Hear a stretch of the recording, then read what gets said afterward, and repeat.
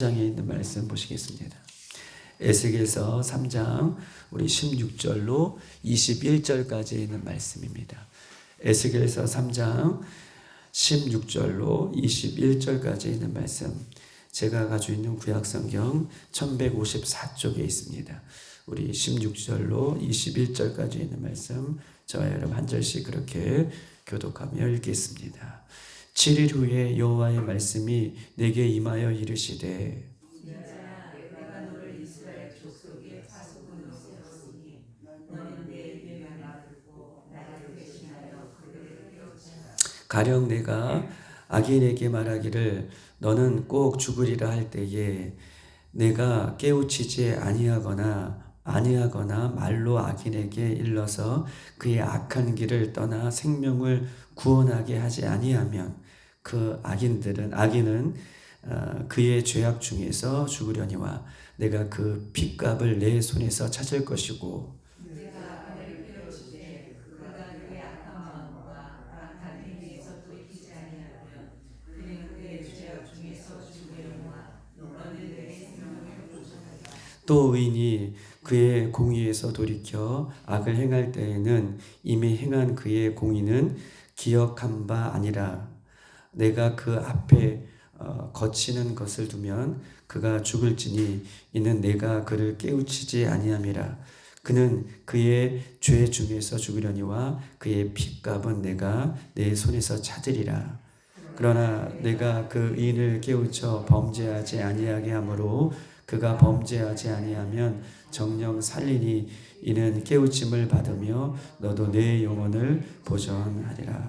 아멘. 에스겔서 이 3장에 있는 말씀은 하나님께서 환상 중에 에스겔에게 임하셔서 에스겔에게 새로운 사명을 부여하는 이 장면이 1장, 2장, 3장까지의 내용 중에 한 부분인 거예요. 우리가 잘 알고 있었던 것처럼 그 전에 말씀을 좀 되새겨 보면 하나님께서는 에스겔에게 3장에 들어오셔서 1장과 2장에도 물론 하나님께서 환상 중에 에스겔을 만나주시고 그에게 제사장의 사명이 아니라 이제 하나님의 말씀을 대언하여 증거하는 사명이 무엇인지에 대해서 말씀해 주셨어요. 그리고 3장에 들어와서는 하나님께서 에스겔에게 입을 크게 벌리라. 그리고 하나님께서 입을 벌린 그 에스겔에게 하나님의 말씀의 두루마리를 먹이시는, 그리고 그 배와 창자에 채우시는 그런 놀라운 일을 에스겔이 3장에 들어와서 환상 가운데에 지금 보게 된 것입니다. 그리고 하나님께서는 에스겔의 입을 벌리게 하시고 하나님의 두루마리의 말씀을 그의 배와 창자에 채우시고 그 하나님께서 주신 말씀을 백성들에게 전하라 라고 말씀해 주실 때에 백성들이 얼마나 이마가 굳고 마음이 굳었는지 하나님의 백성들이 하나님의 말씀을 듣기를 거부하는 그 모습도 환상 가운데에 에스겔이 보게 됩니다. 그러면서 3장 14절 다 같이 한번 읽어볼까요? 14절입니다. 시작. 주의 영이 나를 들어올려 데리고 가시는데 내가 근심하고 분한 마음으로 가니 여호와의 권능이 힘있게 나를 감동시키. 아멘. 주의 영이 나를 데리고 가시는 데에 에스겔의 마음이 근심했다라고 얘기했어요. 왜 근심했냐? 에스겔이 분한 마음을 가졌다는 거예요. 즉 다시 말해서 하나님의 마음이 에스겔의 마음에게 전달이 되었어요. 하나님께서 이렇게까지 이스라엘 백성들에게 하나님의 말씀을 증거하기를 원하시지만 이스라엘 백성이 하나님을 믿는 하나님의 백성이 하나님의 말씀을 거부하는 그 모습을 환상 중에 보니 에스겔이 참을 수가 없는 거예요. 하나님 마음은 어떠실까?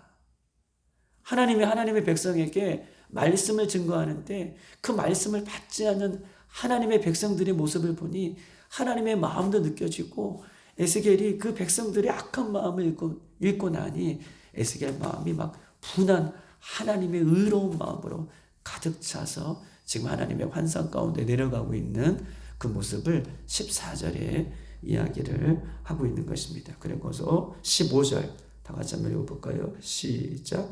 이에 내가 데라빕에 이르러 그 사로잡힌 백성 곧 그발 강가에 거주하는 자들에게 나아가 그 중에서 두려워 떨며 7일을 지내리라. 아멘.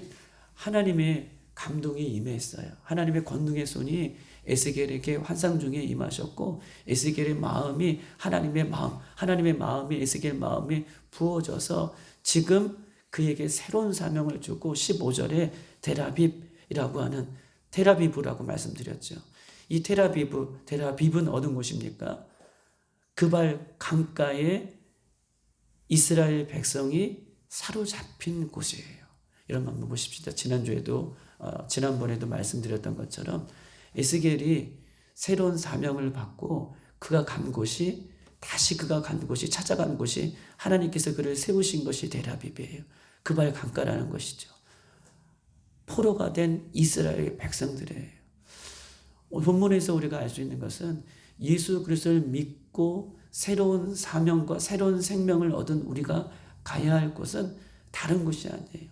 좋은 곳, 사람이 많은 곳, 인기가 많은 곳, 나를 환영해 주는 곳, 이것에 우리가 가는 사람이 아니라 새로운 사명을 받은 에스겔이 다시 간 곳은 데라빕, 포로가 있는 그발 강가, 백성들이 있는 죄악의 도시, 포로 생활하는 그곳으로 다시 갔다라고 하는 데라빕을 오늘 본문에서 얘기하는 것은 예수 믿고 우리가 가야 할 것은 이렇게 포로가 되고 억눌리고 죄악 가운데에 살아가는 그 영혼들을 찾아가는 것이 우리의 사명인 것임을 성경은 이 본문을 통해서 우리에게 이야기를 하고 있는 거예요. 할렐루야.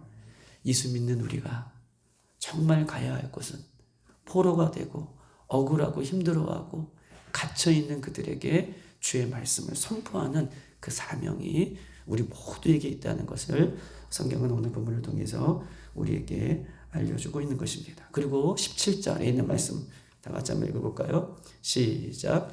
인자야 내가 너를 이스라엘 족속의 파수꾼으로 세웠으니 너는 내 입의 말을 듣고 나를 대신하여 그들을 깨우치라. 아멘. 에스겔에게 구체적인 사명이 무엇인지를 오늘 17절은 이야기를 하고 있습니다. 에스겔 인자야, 벤 아담, 즉 연약한 존재야. 벤 아담이라는 것은 인자야 라고 하는 것은 너는 흙으로 난 그런 연약한 존재라는 것을 얘기하고 있잖아요. 연약한 존재야. 에스겔아, 내가 너를 이스라엘 족속의 파수꾼으로 세웠다. 새로운 사명, 파수꾼이다. 그런데 이 파수꾼을 사명을 감당하기 위해서는 너는 내 입의 말을 듣고 나를 대신하여 그들을 깨우치라 라고 얘기하고 있어요. 여러분 보십시다. 하나님은 에스겔에게 새로운 사명, 파수꾼의 사명을 주시면서 그 뒷절에 뭐라고 하냐면 너는 내 입의 말을 듣고 나를 대신하여 그들을 깨우치라 라고 이야기를 하고 있습니다. 여러분, 하나님께서 주시는 말씀을 받는 것, 즉 내 입의 말을 듣고, 파수꾼의 사명은 내 입의 말을 듣고 먼저 하나님의 말씀을 듣고 그들을 깨우치는 것, 죄악된 세상 속에 살아가는 그들을 깨우치는 것, 이게 파수꾼의 사명이에요. 파수꾼의 사명은 그냥 사람들을 깨우치고 죄인들을 깨우치는 것이 아니라 가장 먼저는 하나님의 말씀을 내가 먼저 듣고, 할렐루야, 하나님의 말씀으로 너를 채우고 난 이후에 그 말씀을 듣고 그 말씀을 가지고 사람을 깨우치는 것이 파수꾼의 사명입니다. 하나님의 말씀을 듣는다는 것은 무엇입니까? 너는 내 말을 듣고 사람들을 향해 깨우치라. 하나님의 말씀을 듣는다는 것은 무엇이에요? 하나님의 말씀을 듣는다는 것은 하나님의 말씀을 나에게 주시는 말씀으로 내가 깨닫는 거예요. 하나님의 말씀을 듣는다는 것은 하나님께서 주시는 말씀을 나에게 주시는 말씀으로 듣는 것이 하나님의 말씀을 듣는 거예요. 할렐루야. 하나님의 말씀을 듣는 것이 무엇입니까? 우리가 귀가 있잖아요. 이 귀로 듣는 것을 얘기하는 게 아니에요. 파수꾼으로 내가 너를 세웠다. 그리고 먼저 너는 하나님의 말씀을, 내 말씀을 듣고 나아가 그들을 깨우라 라고 말씀하실 때에 하나님의 말씀을 듣는 것은 하나님의 말씀이 우리에게 주어졌을 때에 그 말씀을 나에게 주시는 말씀으로 듣는 것, 이것이 하나님의 말씀을 듣는 것입니다. 나에게 주시는 말씀으로 듣는 것, 받아들이는 것, 이것이 우리가 하나님의 말씀을 듣는 것이죠. 하나님의 말씀을 잘 듣고 하나님 말씀대로 전할 때에 영혼을 살릴 수 있지만, 하나님의 말씀을 잘 듣지 못하고 나에게 주시는 말씀으로 깨닫지 못할 때에는 우리는 그 영혼을 살릴 수 있는 그런 모습이 될 수 없다는 것을 이야기하는 거예요. 나에게 주시는 말씀으로 먼저 깨닫고 그 말씀을 받고 내가 영혼을 향해 전도할 때에, 말씀을 증거할 때에 그 영혼이 살아나게 되님을 성경은 오늘 본문을 통해서 우리에게 이야기를 하고 있습니다. 우리 모두는 예수님 다시 오실 때까지 파수꾼의 사명이 모두에게 있습니다. 사명이라는 것은 내가 감당하기 싫다고 해서 감당하지 않고 내가 감당하고 싶다고 해서 감당하는 것이 아니라, 파수꾼의 사명을 우리에게 주신 것은 나 같은 죄인의, 나 같은 연약한 존재에게 하나님께서 이 귀한 사명을 주셨구나 라고 겸손한 마음으로 감사함으로 받을 때에, 그 말씀을 받을 때에 우리가 사명을 감당할 수 있음을 성경은 우리에게 이야기를 하고 있는 것이죠. 사랑하는 여러분, 파수꾼의 사명은 첫 번째, 말씀을 나에게 주시는 말씀으로 잘 듣는 것이 중요한 것입니다.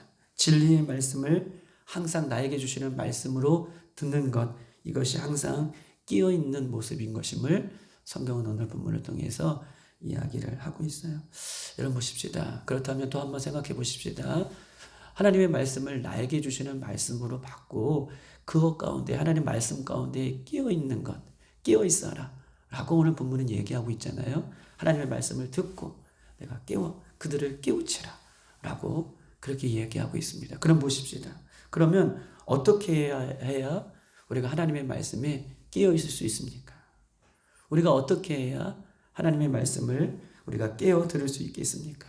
에베소서 5장 15절 16절에는 그런즉 너희가 어떻게 행할지 자세히 주의하여 지혜 없는 자같이 하지 말고 오직 지혜 있는 자같이 하여 세어를 아끼라. 때가 악하다 라고 얘기하고 있어요. 여러분, 어떻게 하는 것이 말씀에 끼어 있는 것입니까? 어떻게 하는 것이 내가 말씀 가운데에 그 말씀을 나에게 주시는 말씀으로 받아들이는 것이 구체적으로 어떤 것입니까? 때가 악하다. 그리고 세월을 아끼라. 지혜 있는 자처럼 그렇게 행하라. 왜냐하면 때가 악하기 때문에 그렇다라고 얘기하고 있어요. 앞으로 예수님 다시 오실 그날이 될 때에는 과거에도 그렇고 현재에도 그렇고 앞으로도 더 악한 시대가 우리에게 찾아올 것입니다. 그러면 깨어있다는 것은 어떻게 얘기하는 것입니까? 깨어있다라고 하는 말은 헬라어의 엑사고라저인데, 엑사고라저라고 하는 말은 건져 올리다 라고 하는 뜻을 갖고 있어요. 건져 올리다, 구원하다, 이것이 깨어있다 라고 하는 말의 시작이에요. 이것이 세월을 아끼다 라고 하는 말의 원이에요. 여러분, 어떻게 우리가 세월을 아끼고 어떻게 하나님의 말씀을 깨어 그렇게 살아갈 수 있는 능력이 어디에 있는 것입니까? 세상에 많은 시간들이 있어요. 세상에 24시간이 우리에게 주어지는 시간이지만, 그러나 그 1분, 1초, 1시간, 이 스쳐 지나가는 모든 시간들이 내가 하나님 앞에 건져 올려 하나님 앞에 가져갈 수 있는 것만 나의 시간이 되는 거예요. 할렐루야. 우리는 24시간이 우리에게 주어졌어요. 그런데 24시간 중에 내가 하나님 앞에 가져가 올라갈 수 있는 그 시간만이 나의 시간이 되고 하나님 앞에 영원히 남는 시간이 되는 것입니다. 그러면 어떻게 이 많은 시간들 중에 하나님 앞에 가져 올라갈 수 있는 시간이 어떤 것이고 내가 영원히 소유할 수 있는 시간은 어떤 것인지를 성경은 오늘 세월을 아끼라 라고 하는 이 말 속에 우리에게 이야기하고 있는 것입니다. 여러분, 세월을 아낀다는 것은 이거예요. 우리가 사랑하는 사람과 함께 지낼 때에, 사랑하는 사람을 만나서 함께 지낼 때에 그 사랑하는 사람과 함께 지내는 시간은 영원히 기억되는 것처럼 24시간 중에, 하루 중에 내가 예수님과 함께 사랑하며 24시간 중에 내가 예수님과 함께 말씀으로 그 시간들에 순종하며 그렇게 말씀으로 살아낸 시간만이 건져 올리다라고 하는 뜻을 갖고 있는 거예요. 24시간 중에 여러분 봅시다. 하나님의 말씀을 채워서 내가 깨울 수 있는 시간은 내가 예수님과 사랑하며 하나님의 말씀, 예수님의 말씀대로 순종하며 살아가는 것, 이것이 건져 올리다는 뜻이에요. 수많은 24시간 중에 오늘 이 새벽에 하나님의 말씀으로 여러분 지금 깨어서 기도하고 말씀 가운데 서는 시간, 이 시간이 하나님 앞에 영원히 기억되는 시간이라는 거예요. 이것이 말씀으로 건져 올리는 시간이고 이것이 말씀대로 순종하는 시간이 하나님 앞에 영원히 기억되는 시간임을 이야기하면서 이 마지막 때가 될수록 우리는 세월을 아끼는데, 세월을 아낀다는 것은, 시간을 아낀다는 것은 내가 예수님과 사랑하고 예수님의 말씀대로 하나님의 말씀을 순종하며 살아가는 것, 이것이 하나님의 시간들을 내가 건져 올리는 모습이다라고 이야기할 수 있는 것입니다. 여러분, 시간이라는 말은 역사적인 시간, 우리가 흘러가는 시간을 우리가 시간이라는 시간을 얘기할 때에 그 시간들을 우리가 뭐라고 얘기하냐면 크로노스의 시간이라고 얘기해요. 그런데 이 흘러가는 역사적인 크로노스의 시간이 내가 예수님의 말씀에 순종하여서 살아가면 그 시간들은 나에게 임하는, 영원히 임하는 카이로스의 시간이 되는 거예요. 흘러가는 크로노스의 시간들이 예수님의 말씀에 입각해서 말씀으로 순종해내는 그런 생명력이 있는 시간으로 우리가 하나님의 말씀을 내 삶 가운데 채워서 영원히 주님 앞에 가져 올라갈 수 있는 저와 여러분의 삶과 신앙이 되기를 주님의 이름으로 축복합니다. 17절에 오늘 이 깨어 있으라 라고 하는 의미를 또 한번 생각해 보십시다. 그들을 깨우라, 백성들을 깨우라 라고 얘기하고 있어요. 여러분 보십시다. 이 깨우라고 하는 얘기는 두 가지의 의미가 함축되어 있어요. 네가 하나님의 말씀을 채워서 그 채운 말씀을 가지고 백성을 깨우라 라고 하는 첫 번째 의미는 죄악 가운데 있는 그들을 어떻게 해요? 깨우라는 소리예요. 지금은 전쟁 중이니 이 전쟁 중에서 잠들면 죽는다는 거예요.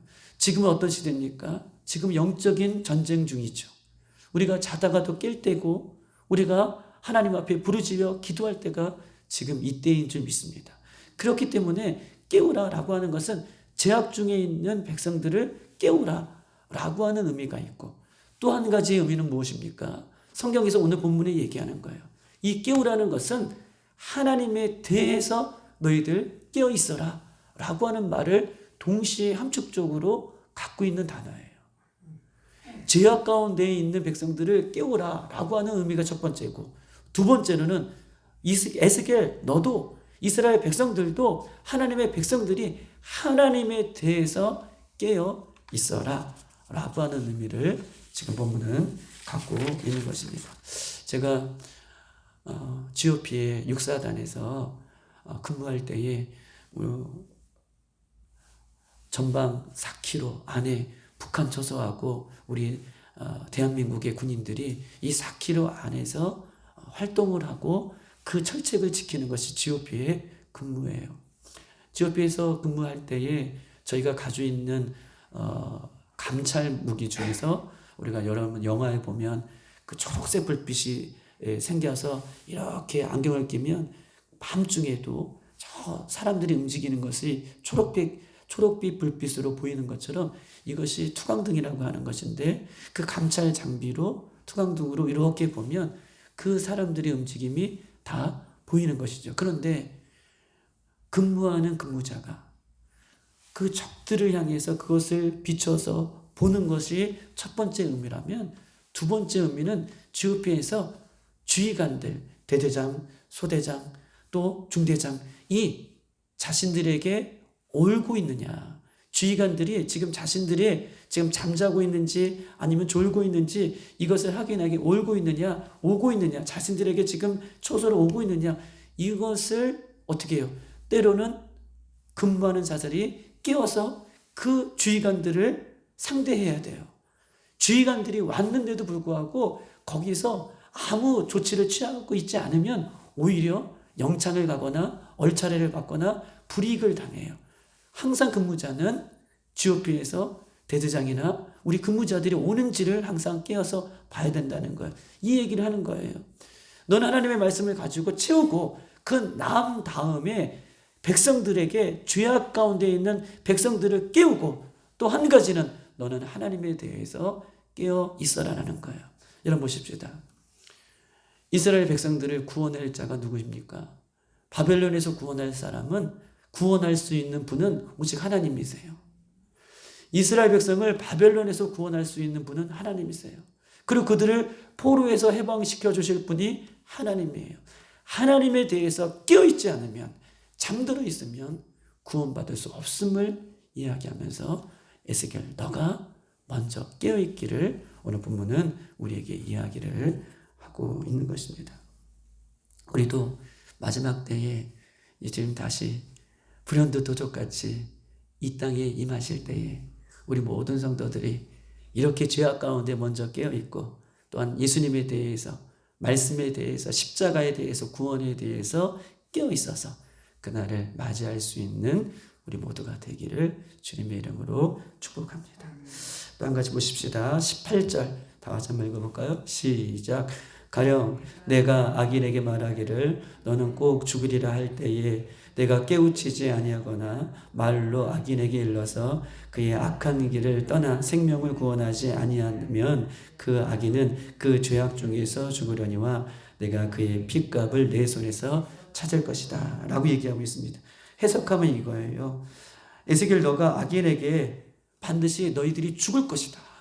죄악 가운데 있으면 너희들이 죽을 것이다 라고 말할 때에 에스겔 너가 악인들에게 말로 깨우치지 않거나 경고하지 않으면, 너희들 죄악 가운데 있으면 이렇게 하나님의 심판이 임해서 너희들 죽을 것이야 라고 이렇게 악인들에게 너가 경고하거나 이렇게 말하지 아니해서 악인들이 악한 길에서 돌아서지 아니하면 그 악인들은 자신의 죄값으로 죽지만 그 죽은 죄값을 누구에게 묻겠다는 거예요? 에스겔에게 묻겠다는 거예요. 에스겔 너가 백성들이 돌아서라 라고, 너희들은 돌아서지 않으면 반드시 죽는다, 이 얘기를 하지 않아서 이 악인들이 죽으면 악인들은 자기의 죄값으로 죽지만 그 죄값으로는 죽은 죄값을 에스겔 너에게 묻겠다 라고 하나님께서는 에스겔에게 이야기하고 있는 것입니다. 19절 다 같이 시작. 내가 악인을 깨우치되 그가 그의 악한 마음과 악한 행위에서 돌이키지 아니하면 그는 그 죄악 중에서 죽으려니와 너는 내 생명을 보존하리라. 무슨 해석입니까? 에스겔 너가 악인들에게 경고하고 타일러서 그들이 악한 행실과 죄를 버리지 않는다면 너가 직무를 다해서 악인들에게 돌아와라, 깨어라, 반드시 죽는다, 이것을 다 함으로 그들이 깨우쳐서 돌아오기를 바랐지만 그러나 그들이 돌아오지 않는다면 그들은 죄 가운데 그들은 죽을 것이지만 그 죽음의 책임이 너에게 있다 없다? 없다라는 거예요. 그러니 너 사명 끝까지 어떻게 하는 사람이에요? 감당해라 라고 이야기를 지금 하고 있는 거예요. 파수꾼의 사명을 감당해라 라고 이야기하고 있는 것입니다. 마지막 21절 시작. 그러나 내가 그 의인을 깨우쳐 범죄하지 아니하게 하므로 그가 범죄하지 아니하면 정령 살리니 이는 깨우침을 받으며 너도 내 영혼을 보존하리라. 아멘. 뭐라고 얘기하고 있습니까? 정령 살리니 라고 얘기하고 있어요. 이 말은 히브리 말로 하요이 흐예라고 하는 말인데 무슨 일이 있더라도 너는 살릴 것이다 라고 얘기하고 있어요. 즉 다시 말해서 에스겔이 파수꾼의 사명을 감당해서 그들이 깨우쳐서 돌아오면, 또한 그들이 깨우쳐서 하나님 앞에 나오면 나는 너의 생명을 반드시 어떤 일이 있더라도 너의 생명을 보존하게 해줄 거다라고 하는 약속을 에스겔에게 지금 하고 있는 것입니다. 여러분 보십시다. 이것을 볼 때에 우리에게 주시는 교훈이 있어요. 에스겔이 너 파수꾼의 사명을 감당하게 돼서 백성들이 깨닫고 돌아오면 내가 너의 생명은 내가 보존, 어떤 일이 있어도 너의 생명을 내가 지켜줄게 라고 약속하시는 이 말씀 속에는 우리가 하나님의 일을 할 때에 하나님께서는 우리의 일을 책임져 주신다는 거예요. 할렐루야. 우리가 하나님의 사명을 감당할 때에 힘들고 어렵고 지치고 때로는 넘어지고 앞이 보이지 않는 것 가운데에도 하나님의 사명을 내가 감당할 때에 하나님은 나를 책임져 주신다는 거예요. 하나님은 나를 인도하신다는 약속을 그렇게 해 주셨다라고 에스겔에게 이야기를 하고 있는 것입니다. 여러분, 내가 내 일을 감당할 때에는 내 능력이 10밖에 안 돼요. 그런데 내가 하나님의 일을 감당할 때에 하나님께서 나의 일을 감당해 주신다고 얘기하는 거잖아요. 하나님이 내 일을 감당해 주실 때는요, 날마다 승리입니다. 날마다 승리예요. 나는 내 일을 내가 감당할 때에는 10밖에 되지 않지만 하나님께서 내 일을 감당해 주실 때에는 날마다 승리하는 모습을 성경은 우리에게 이야기하고 있는 것입니다. 그러므로 사람들의 감정이 상할까봐, 때로는 사람들이 단잠을 깨울까봐 사람들의 눈치를 보고 사람들을 상대해서 이렇게 신앙생활 하는 것이 아니라, 우리는, 교회는, 우리 교회 성도들은, 예수 믿는 우리들은 하나님께서 주신 사명, 깨우라 라고 하는 이 사명, 사람 때문이 아니라 영혼을 향해서 예수님께서 말씀해 주셨기 때문에, 하나님께서 말씀해 주셨기 때문에 그 사명을 책임있게 감당할 수 있는 저 여러분 되시기를 주님의 이름으로 축복합니다. 저 사람이 어떨까? 이 말하면 싫어할까? 좋아할까? 이런 것이 아니에요. 사명을 주신 분이 하나님이시고, 그렇게 사명을 감당할 때 내가 너를 책임져 주겠다라고 약속하신 이 약속의 말씀을 기억하고 우리 앞으로 나가는 거예요. 그렇게 사람을 깨우는 거예요. 이렇게 하다가 우리 모두가 주님을 만나는 우리 모두가 되기를 주님의 이름으로 축복합니다. 이 시대 속에 죄악에 잠들어 있는 영혼들을 사랑한다면 정신을 차리고 깨어 있으라 라고 전할 수 있는, 그리고 이 전한 말을 듣고 그들이 회개하고 돌아올 수 있는 저 여러분의 모습들이 되기를 주님의 이름으로 축복합니다. 이 시간 다 같이 한번 기도하도록 하겠습니다.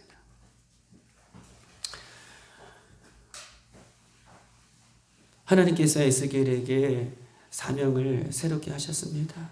그리고 그 사명을 감당하는 에스겔, 먼저 너가 하나님의 말씀을 충분히 받아 먹고 난 이후에 그 말씀을 증거하라고 말씀하고 계십니다. 그리고 그들을 깨우라고 말씀하고 계십니다. 죄악 가운데 깨어있으라고 전거하기를 원하시고 하나님에 대해서 깨어있기를 원하십니다. 그것을 감당하지 않으면 너의 생명을 내가 취할 것이지만 그것을 감당할 때에 내가 너의 생명을 반드시 살려주겠다라고 말씀해 주고 계십니다. 하나님, 오늘 우리에게, 나에게 주신 사명은 무엇입니까? 그 사명을 감당할 수 있는 힘을 주시고 감당할 수 있는 성령의 은혜를 허락해 달라고 기도하시고, 특별히 우리 임직자들을 위해서, 또 12월 3일을 위해서, 우리 고3 수험생들을 위해서 기도해 주시고, 우리 교회 연약한 몸이 약한 부분들이 있는 우리 권사님이나 장로님이나 우리 집사님들이 있습니다. 하나님, 오늘 이 새벽에 기도할 때에 주님 치료의 강사를 발하여 주셔서 깨끗하게 회복하는 시간이 될 수 있도록 인도해 달라고 이 시간 주여 한번 부르고 기도합니다.